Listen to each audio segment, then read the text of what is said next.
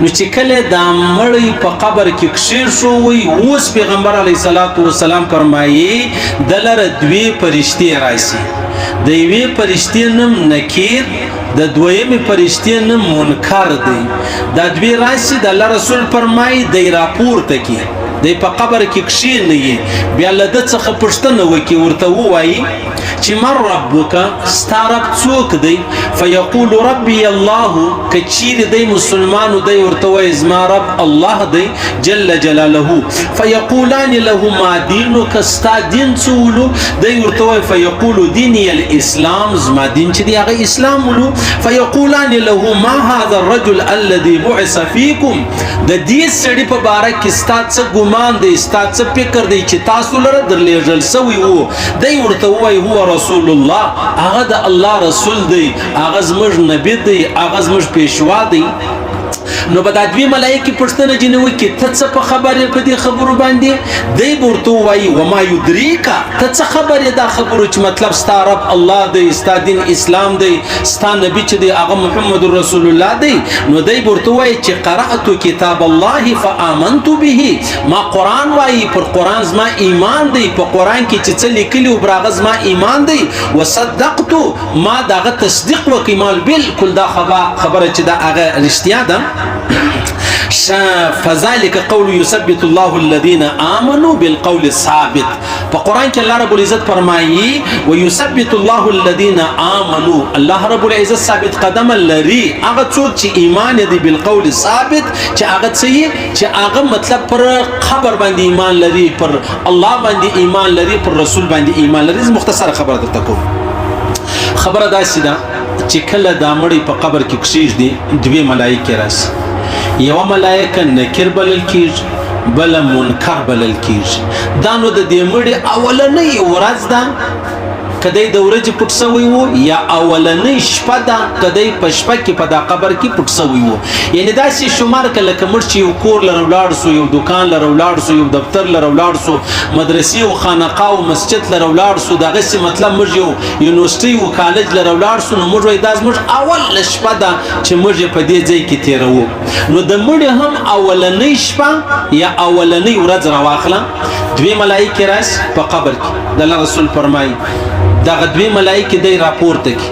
څنګه راپورته کی چې څنګه د قبر سره شای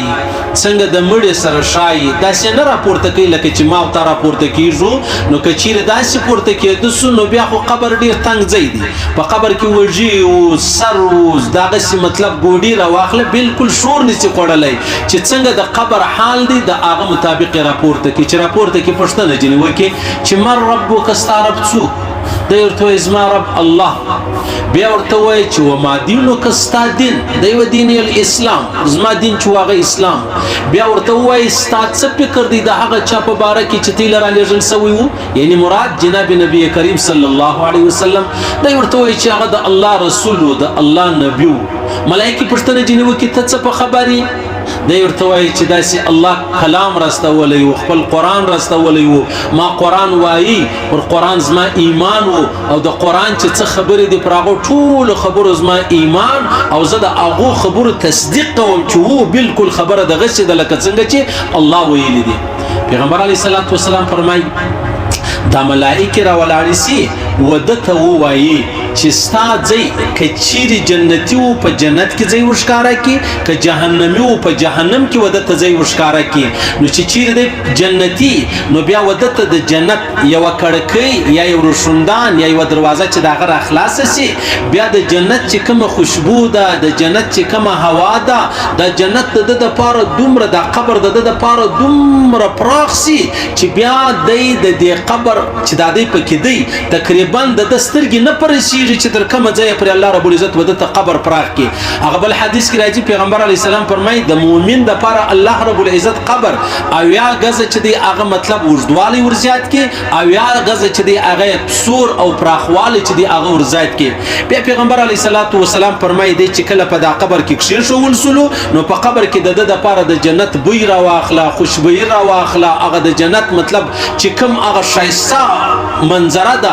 دا ټول دی په د خپلو سترګو سترګو باندې ویني. یا بل حدیث کې راځي د الله رسول فرمایي سهار الله رب العزت ودته جنت وشکاره کوي، ماښام الله رب العزت په جنت کې د ټکانه وشکاره کوي. بیا چې کله د قیامت ورځ شوه، د قیامت وخت شو، قیامت رالی، بیا ودته الله رب العزت د جنت هغه ځای ورکړي چې کوم ځای الله رب العزت ودته په قبر کې وشکاره کوي. او بیا چې کله مطلب سړی نعوذ بالله کافر، نو کافر چې کله په قبر کې کښېښول شو، د قبر څه مراد نه دی چې خامخا به مطلب ته به داسې دوه ګزه کډۍ کیندې، بیا به ډوډۍ پکې جوړوې، یا به د هغه رقم مطلب هغه چې کوم موږ ته هغه یو تابوت مابوت چې دی هغه پکې ږدو. دا خبره نه ده. د مرګ څخه مابعد بیا د قیامت تر ورځې پورې په دا مابینځ کې که سړی په اوبو کې غرق سو، مړ سو، ورک سو، هغه د ده دپاره قبر دی. که سړی په اور کې وسوځل سو، زری سو، ریزه ریزه سو، دی ولاړی ایری سو، د ده دپاره هغه قبر دی. یو سړی ولاړ یو لوی څاو کډې تر ولوېدی، مړ سو، هلک ته دی ورک سو پکې، هغه د ده دپاره قبر دی. خو دا قبر مطلب عام طور موږ هغه قبر شی چې دا کوم موږ ته مرده پکې پټوو، لیکن عام طور عالم برزخ و دې ته ویل کېږي چې ستا د مرګ څخه مابعد چې ستا ژوند شروع سولو تر قیامت پورې په دا مابینځ کې چې څه ژوند راغلی دې ته عالم برزخ وایي، و دې ته ستا قبر وایي. قبر نو بیا د هغه دی چې دا ما ته په سترګو وینو، یا هغه دی چې په څا کې سړی ولوېږي، یا هغه دی چې په اوبو کې سړی ورک سي، یا هغه دی چې په اور کې سړی وسوځل سي. دا ټول عالم برزخ بلل کېږي، دا ټول قبر بلل کېږي. اوس به یو سړی وایي د الله رسول فرمایي چې کله کافر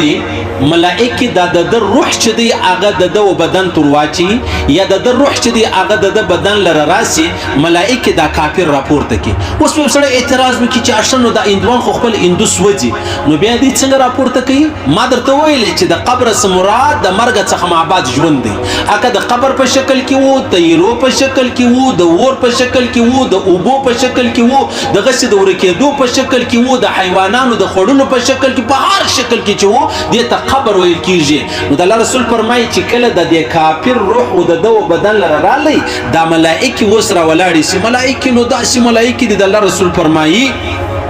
چې هغه ډېر وحشتناکه ملائکې دي. نو دی راپورته کړي، چې راپورته کې پوښتنه ځینې وکړي چې ستا رب؟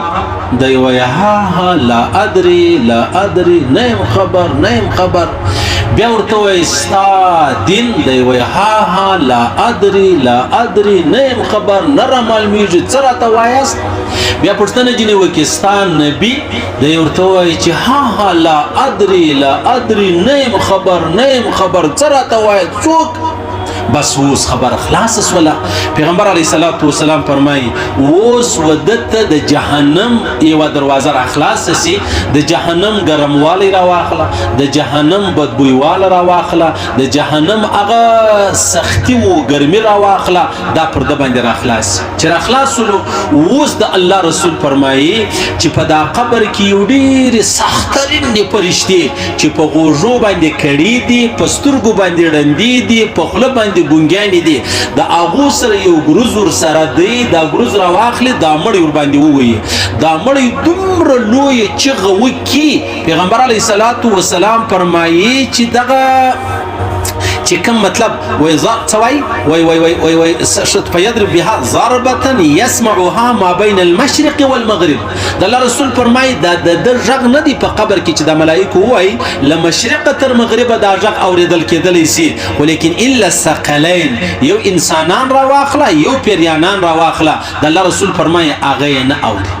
هغه دا غږ نه اوري. د الله رسول فرمایي یو داسې ګروز ورسره دی که دغه ګروز باندې یو واره غر ووهي، د الله رسول فرمایي دا غر به ذره سي، دا غر به ریزه سي، دا غر به ایرې سي، دا غر به داسې سي لکه دا خاوره را واخله. اوس پیغمبر علیه الصلاۃ والسلام فرمایي نو پر ده باندې دغه ملائکه مسلط سوله، دی هر ساعت کوي په دا ګروز ویي چې ویي دی ولاړ سي، ایرې سي، ذره سي، بیا الله رب العزت ودته صورت و جسد و بدن د قبر مطابق ورکړي چې ورکړي، بیا یې ورباندې ووایي حتی دغه سلسله تر قیامته پورې روانه وي. دا سلسله تر قیامت پورې روانه. د الله رسول فرمایي وای کچ یو ورځ پیغمبر اسلام یو باغ لرو لاړی، الته بیا څه قبرونه وو، بیا پیغمبر علی السلام مبارک پوښتنه وکړه دا کله مړ دي؟ ولی رسول الله دا پر کوپر باندې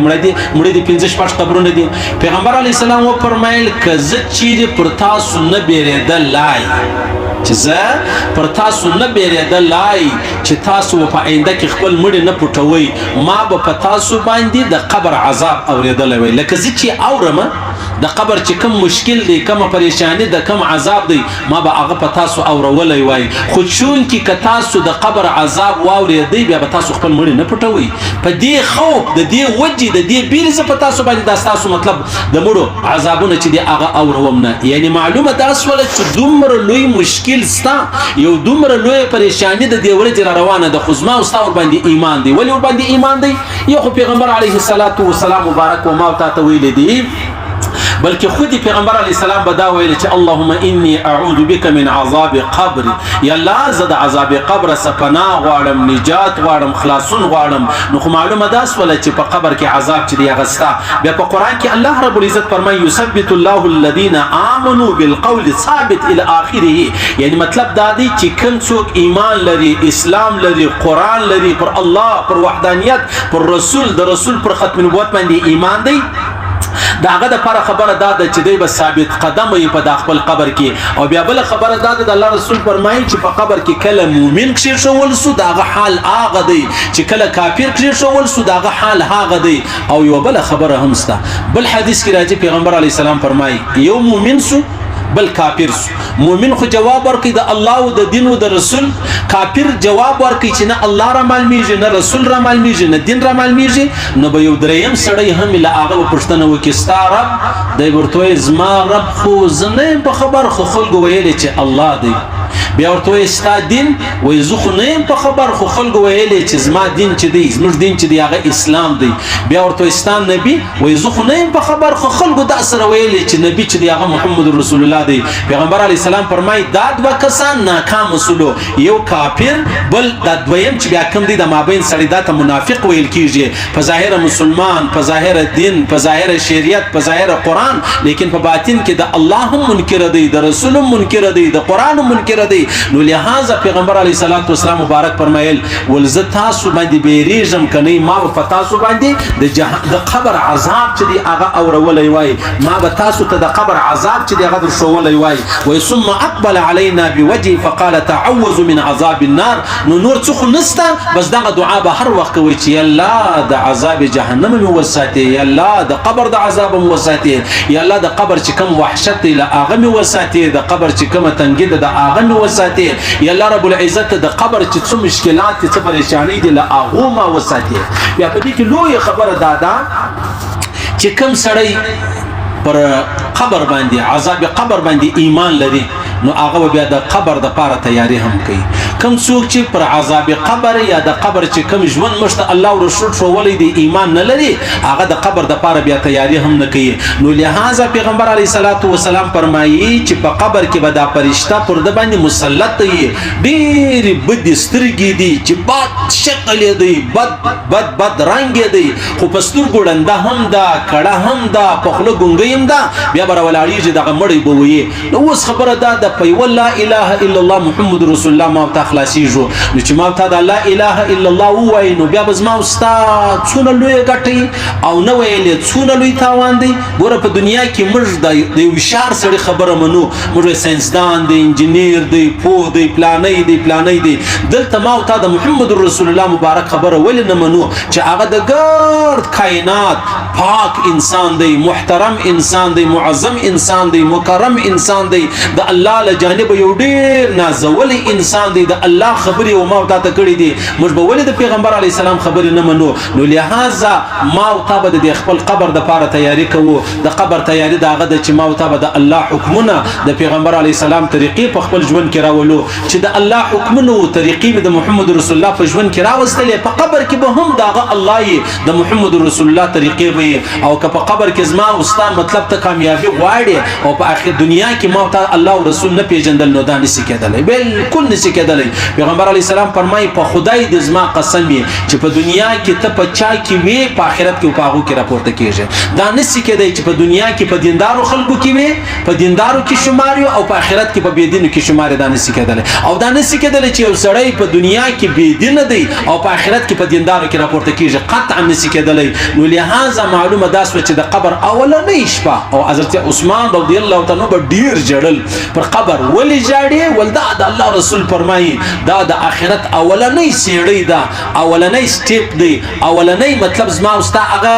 زینه ده چې ما او تا په شور باندې ږدو. که اولنۍ قدم زما او ستا کامیابه سو ځه په مخه دې ښه شه بیا تر کامیابۍ تر انتها پورې ورسېدلې. او که چیرې په اول قدم سړی وشکېدی ګزار سو پاته سو ناکامه سو نو بیا شاته هم خبرې چې د هغه خرابې د هغه تباه دي. خیر الله رب العزت هر مسلمان له عذاب قبر وساتي. زموږ ته قریبان عاجزان څه مړه دي موږ نه په خبر په قبر کې په عذاب دي. الله رب العزت د خپل وحدانیت د خپل عظمت د خپل فضل د خپل رحمت په خاطر معافي ورته وکړي. الله دې عفو ورته وکړي. الله دې عذاب قبر جن لري کې موږ ته چې کله قبر ته ورسېږو الله رب العزت د قرآن په خاطر د خپل وحدانیت او د عظمت او د لویي او د رحمت په خاطر لمږ عذاب واخلي. موږ ته دې الله عذاب نه راکړي. الله دې فضل را باندې وکړي. الله دې احسان را باندې وکړي. الله دې ویل او دې قبول منزل وګرځي.